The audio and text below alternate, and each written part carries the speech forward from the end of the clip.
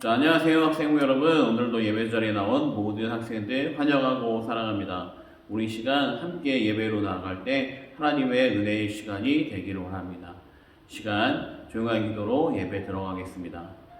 하나님 아버지, 이 시간 함께하여 주시옵소서. 주의 은혜와 능력으로 붙잡아 주셔서 이 예배를 통해 하나님 은혜를 허락하여 주시옵소서. 함께 모여 예배하지는 못하지만 영상으로 예배드리는 이 예배를 통해서라도 영혼들과 마음에 하나님의 은혜와 평안을 허락하여 주시옵소서. 우리 사랑하신 예수님의 이름으로 기도합니다. 아멘.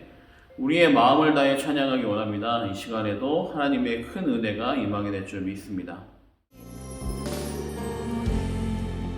이곳에 계신 성령님 우리에게 말씀하신 주님, 이 공동체를 주님 가르치십시오. 같이 우리 맘 열어주시고 주의 빛으로 밝혀 우리 인도하소서. 주님보다 우리 맘이 서지 않고 겸손하게 주님의 말씀 기다리니 주님 손에 우리의 존재를 우리 드립니다. 사랑으로 인도하소서. 한 번 더 주님보다 서지 않고 겸손하게 주님의 말씀 기다리니 주님 손에 우리 드립니다. 사랑으로 인도하소서. 창조하신 오늘의 말씀을 함께 보겠습니다. 오늘의 말씀은 스가랴서 14장 20절부터 21절의 말씀입니다. 우리 화면에 있는 말씀을 함께 읽겠습니다. 그날에는 말방울까지 여호와께 성결이라 기록될 것이라. 여호와의 전에 모든 솥이 제단 앞 주발과 같을 것이니 예루살렘과 유다의 모든 솥이 만군의 여호와의 성물이 될 것인지, 즉 제사 드리는 자가 와서 이 솥을 취하여 그 가운데 고기를 삶으리라. 그날에는 만군의 여호와의 전에 가나안 사람이 다시 있지 아니하리라. 아멘. 자, 여러분, 인터넷을 보게 되면 기독교를 개독교라고 표현하는 사람들이 많이 있습니다. 물론 교회 다니는 사람들은 이것을 볼 때마다 상당히 불쾌하고 기분이 좋지 않습니다. 저도 이 이야기를 들을 때마다 마음이 아프기도 하고 좀 언짢기도 합니다.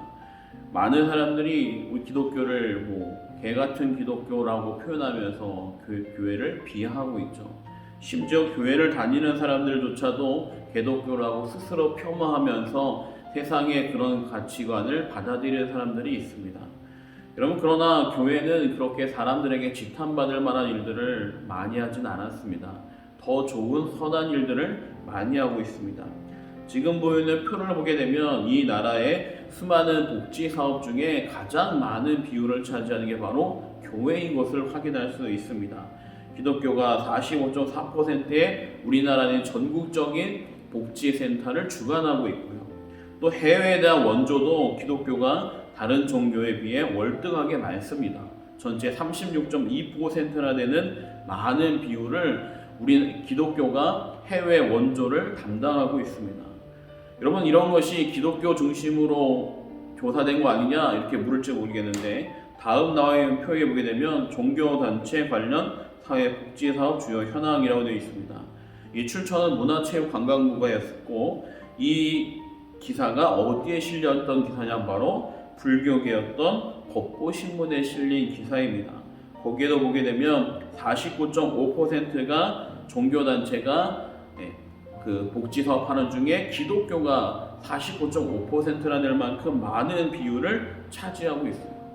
그러니까 쉽게 말하면 사회에 대해서 선한 일을 많이 하고 있다는 겁니다. 힘든 사람들, 어려운 사람들, 도움이 필요한 사람들의 그 지원하는 것들 중에 거의 절반 가까이 교회에서 지원을 하고 있는 거예요.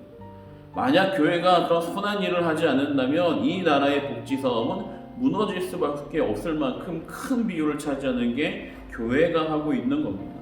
그뿐만 아니라 여러분들 아마 지금 보이는 유명한 대학들, 연세대, 이화대, 그 다음에 배재대학교, 이런 수많은 대학들, 그리고 연세 세브란스 병원부터 시작해서 많은 병원까지 이 나라에 개신교 선교사님들이 오셔서 세운 학교와 병원들이 수없이 많습니다. 이 나라가 근대화를 이루는데 중요한 역할을 했던 것이 바로 교회의 역할이었습니다. 여러분의 독립선언문을 낭독할 때 이 독립선언문에 참석했던 그것을 쓰는 것에 참석했던 주요 명사가 33명이 되는데 그 중에 절반이 바로 교회 다니는 바로 교회 신자들이었습니다. 독립운동에도 교회가 엄청나게 지대한 영향을 주고 함께했다는 겁니다. 그렇게 열심히였던 교회의 모습이 어느 순간부터 사람들이 지탄받는 기독교가 아닌 개독교라 불리는 이 상황이 도대체 왜 일어나게 됐을까요? 여러분, 오늘 말씀에 보게 되면 어쩌면 이 부분을 우리가 생각해 볼 수 있습니다. 그래서 이 말씀을 통해 하나님을 믿는 우리들이 정말 세상에 빛이 될 수 있는 아름다운 기독교인들이 되길 원합니다. 오늘 말씀에 보이니까 20절 말씀에 그날에는 말방울까지 여호와께 성결이라 기록될 것이라 라고 먼저 나오고 있습니다. 여러분, 이 여호와께 성결이란 말은 함부로 쓸 수 있는 말이 아니었습니다. 여호와께 성결이란 말은 어디에 쓰였던 말이냐? 대제사장의 이마에 쓰는 패에 바로 쓰여져 있던 문장이 여호와께 성결이란 말이에요. 히브리어로 보게 되면 라이아 코데시라고 되어 있는데 이게 바로 여호와께 성결이란 말입니다. 이 여호와께 성결이란 말은 아무데나 쓰는 것이 아니라 그 당시에 가장 구별됐던 사람, 제사장 중에서도 하나님을 직접 만날 수 있는 대제사장의 머리에 쓰여졌던 글자가 바로 여호와께 성결이라는 거예요. 이런 말이 그 당시에 말에 걸려있던 말방울같이 흔한 것에 쓰여질 수 있는 글자가 결코 아닌 겁니다. 여러분, 당시에 말을 끌고 다닐 때 이 말에게 달린 딸랑딸랑 소리가 바로 말방울인데 어디에서나 볼 수 있고 지나가다가 그 말방울이 떨어질 수도 있는 그 흔한 말방울에 어떻게 절대 다른 데 쓰여지지 않는 대제사장의 머리에만 쓰여져 있는 구별된 글자 라이아 코데시라고 하는 여호와께 성결이란 말이 적혀질 수 있겠습니까? 그런데 오늘 말씀 보니까 가능하다는 거예요. 그뿐만 아니라 뒤에 나온 말 보게 되면 여호와의 전에 모든 솥이 제단 앞 주발과 같을 것이니, 그 여호와의 전의 솥은 재물을 삼는 거예요. 그러다 보니까 이 솥은 구별된 솥이 아니라 그냥 많이 사용하는 여러 솥 중에 하나예요. 네, 여기에 모여져 있는 이 주발이라는 것은 무엇이냐면 당시에는 이 성막에 구별되어져 있던 바로 물두멍을 상징합니다. 이 물두멍이라는 것은 무엇이냐면 지금 보이는 것처럼 증거막, 회막 앞에 있는 구별되어 있는 그 노스로 만든 그릇이에요. 이 그릇은 무엇이냐면 대제사장이 바로 주님의 하나님의 성막 안에 들어가기 전에 손과 발을 씻는 구별된 것이었습니다. 여러분, 지금 아까 얘기했던 이 말방울에 여호와의 성결이라 기록될 것이라는 이 말씀과 여호와 전에 있는 모든 솥이 아주 구별된 그릇이었던 주발처럼 된다라고 하는 이 말씀은 같은 내용입니다. 아주 고귀한 것처럼 모든 것들이 바뀌어진다는 거예요. 쉽게 말하면 우리의 삶이 구별되어 있는 성결의 삶으로 완전히 바뀌어진다는 거예요. 언제 그것이 임합니까? 바로 그날에 임합니다. 그날이 무엇이냐? 바로 예수 그리스도가 이 땅에 임재하는 그날을 말합니다. 여러분, 그러니까 우리로 말하면 우리 안에, 우리 마음속에 예수 그리스도가 임재하는 순간 내 삶이 일반적으로 흔했던 인생이었지만, 흔한 삶이었지만, 어디에서나 볼 수 있는 흔한 사람이었지만 예수님이 내 마음에 임하는 순간 내 모습이 성결의 삶으로 바뀌어진다는 거예요. 하나님께 구별된 그릇, 하나님께 구별되어 있던 여호와께 성결이란 이 말처럼 우리의 삶이 성결한 삶으로 바뀌어진다는 거죠. 그런데 목사님, 저는 이상합니다. 저는 예수님께 은혜를 받았는데 그때는 열심히 예수님 섬기고 싶었는데 시간이 지나니까 바뀌는 것 같아요.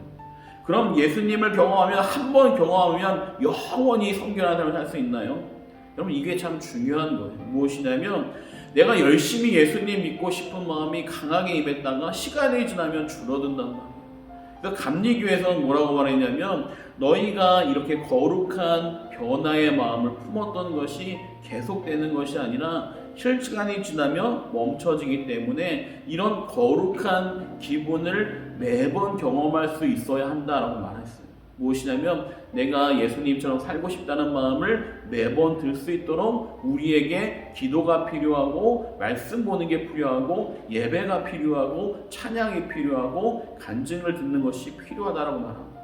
어떻게든지 여러 번 이 은혜 체험을 할 때 우리의 삶이 비로소 영원히 순결한 삶으로 바뀌어진다라고 말하고 있어요.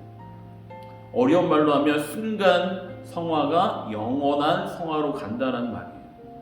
여러분, 우리 학생들 쉽게 말하면 은혜 받을 수 있는 통로가 여러분들에게 있어야 되는 거예요. 나는 찬양 들을 때 은혜가 있어요. 찬양 들으면 내 마음이 평온해져요. 찬양하면 예수님처럼 되고 싶어하는 사람은 찬양을 열심히 들어야 되는 것이고, 말씀 볼 때 은혜가 되는 사람은 말씀을 먼저 열심히 보세요. 그리고 나는 다른 사람이 은혜 받았던 이야기, 감동을 들으면 내 마음도 감동이 돼서 그렇게 살고 싶어요 하는 사람이 있으면 그렇게 하면 됩니다. 그렇게 은혜의 길로 들어가게 되면 그런 사람이 찬양하게 되고 말씀 보게 되고 하나가 되고 더욱더 주님을 닮아가고 싶어지게 되는 거죠. 중요한 것은 무엇이냐? 내 마음에 그리스도가 임재할 때 거룩한 삶이 시작된다라는 것이죠. 지난번에 우리 거듭남이라는 삶에 대해 배웠습니다. 거듭남이 뭐죠? 이전에는 내가 죄를 따라 살아가고 싶었지만 이제는 하나님 따라 살아가고 싶어진 것으로 변화되는 게 거듭남입니다.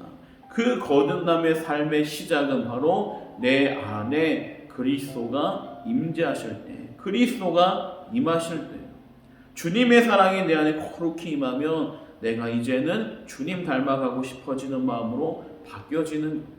그러다 보면 완전히 주님의 모습을 닮아가는 삶으로 나아갈 수 있죠.